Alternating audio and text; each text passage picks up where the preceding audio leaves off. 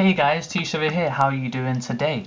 Right, so even though I made a video whining about the ban list yesterday, they of course listened to me and they finally uploaded it, so that's fantastic. The ban list that we got was pretty good. It's just that, to be honest, I mean, we could always go for a slight few differences, but to be honest, overall I like it. But I'm going to quickly go over the list, and there's a few notable changes that I want to discuss in the video. There's a couple that I don't even need to discuss whatsoever, but I'll just quickly go through it anyway. So, Glow Up Bulb, Infinity Archfiend, Raigeki Soul Charge, Super Poly. Right, that's all good. Blackwing Gale the Whirlwind Semi-Limited, including Gore's, Ceasefire, and Transmigration Prophecy. It's all good stuff, you know, no need to worry about that. Coach Soldier Wolfbark, which is one of the things I want to talk about. Magician of Faith, Formula Synchron, and Reinforcement of the Army. Now, there's 3 different hits I want to talk about on this list, and it's the 3 biggest ones in my opinion. Obviously, I was going to talk about Formula Synchron because Glow Up Bulb's come back, but to be honest, I mean, Plant Synchro just isn't as good as it used to be.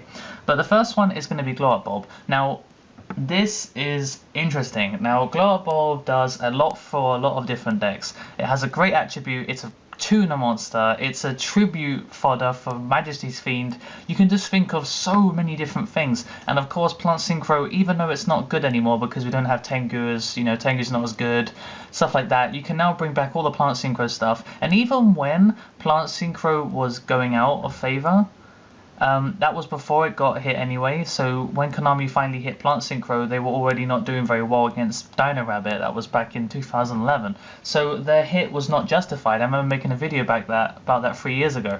So it's really good that Glow Up Bulb's come back. It's weird because, like, I'm glad that it's all come back, but at the same time, it's like people are hoarding these Glow Up Bulbs and going, oh, £50 per Glow Up. It's like, great, but you know, you have to realize that it's come back because they want to push the product.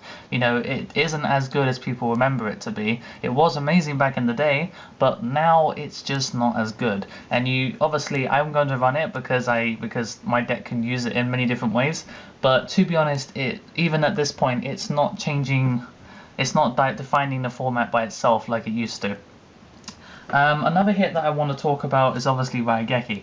Now, this is one of the big things of the list. You know, this combined with Glow Up Bulb was one of the things that made me annoyed about how late they released this list, because Glow Up Bulb was not perceived to be going to be unlimited, and then people weren't expecting Raigeki for sure. That was a definite thing, but people were expecting Trishula to come back, which didn't. So a lot of people were like, oh shit, I've now lost a lot of money, which is what I said in my last video.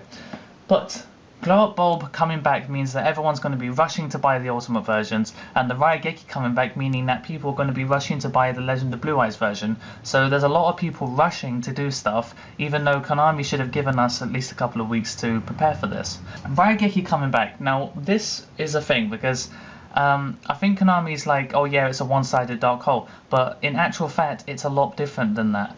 The way that I see it, Dark Hole is one of those cards that you activate when you have nothing, right? You don't need anything to make it work. Your opponent just needs to have stuff. But let's say your opponent has a few monsters, a couple of back row. Okay, you Dark Hole, you summon stuff, then they stop you with Torrential, Bottomless, D-Prisons and whatnot.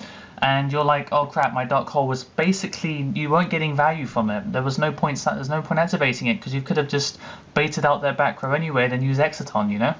But with Raigeki, you can test the back row. You can check to see how strong their back row is. You don't need to worry about the front row anymore. You can dedicate all of your resources into killing the back row as much as you can. Diamond Direwolf, Lila, Breaker the Magical Warrior, even that's a really old card. Snipe Hunter, really old card. You know, on lots of cards like Shadow Dragon, stuff like Constellar Pallades, you can just keep baiting out stuff, and then when you realize that all of their back row is completely ineffectual, you can activate Raigeki, blow out the thing, and attack for game. So you can pull OTKs mid-game, like mid-turn. You can just go, oh, I think I've got game, and then they're like, no, you don't have game, I've got monsters. And you Raigeki, and then they're like, wow, you know. So you're not playing against their monsters anymore, you're actually playing against their back row. So you have half of their field to contend with, as opposed to Dark Hole where you've got to deal with all of it. So that is the major difference, which is why a lot of people are like, oh, Raigeki's not going to be that effective. But if you play it correctly, you will see a major difference, and it will benefit you a lot more than Dark Holewood. Now the last thing I want to talk about is Coach Soldier Wolfbug. Now this is really cool because I really enjoyed Card Fire. It was a kind of boring deck in some ways, but it had some really great potential, and it was dominating the format it was in, even though Gear was in that format. And it was just really strong, and I think that now Wolfbug at 3 with 5 is Bear, and it's just got so much support. It's so much stronger of a rank 4 deck than Stellar Knights. That was it. It's just like more consistent, it has more support, and it's just a more fun deck to play. Stellar Knights is just not fun. Like, I just can't put my finger on why it's so generic and boring. Like, it just is. Yeah, you know, when you play the Card Fire, you actually you have a lot more things that you can do, and obviously Card D is a great first turn. You can't play that in Stellar Knights because you need to set up. Of course, the Stellar Knights do get back their reinforce of the army, and Noble Knights, which is going to come out soon in the big $50 thing, that's going to be available to them as well, so that's going to be a lot of fun. So that's pretty much it. I mean, the rest of the list is just normal things that aren't really going to be that effective, but those 3 are probably going to be the most effective differences to the list. I do expect to see some more Card Fire coming into the format. We don't know that for sure because they could just crash and burn, but I think they've got a decent matchup against Stellar Knights. They've got a decent matchup against a lot of different decks because of the fact that Stellar Knights, when you activate Altair, you don't get to attack with anything other than Stellar Knights.